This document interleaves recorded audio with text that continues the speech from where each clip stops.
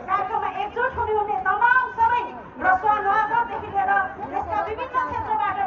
पर्यटन आन्तरिक पर्यटन प्रवर्धनलाई जगेर्ना गर्नुको निम्ति उपस्थित सम्पूर्ण महानुभावहरूलाई फेरि एकचोटि हार्दिक धन्यवाद ज्ञापन गर्दै मैले मेरो शुभकामना मन्तव्य दिन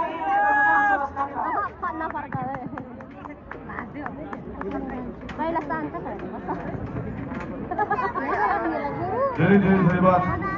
व्यक्त गर्न चाहन्छौँ। आजका हाम्रा कार्यक्रमका अतिथि उत्तरिया गाउँपालिकाका उपाध्यक्ष छमली गुरुङ र पक्कै उहाँले भनेको जस्तै नुवाकोट र रसुवा जिल्लाको सङ्गम स्थलका रूपमा परिचित यो बेत्रावती एउटा केवल भौगोलिक रूपमा मात्र नभई ऐतिहासिक दृष्टिले पनि अत्यन्त महत्त्वपूर्ण स्थान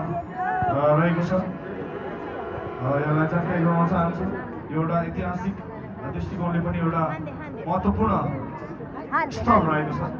ऐतिहासिक पृष्ठभूमि हेर्दा विक्रम सम्वत 1849मा नेपाल र तिब्बत बिच यही किनारमा बेतरको किनारमा चाहिँ सम्पन्न भएको एउटा व्यापारिक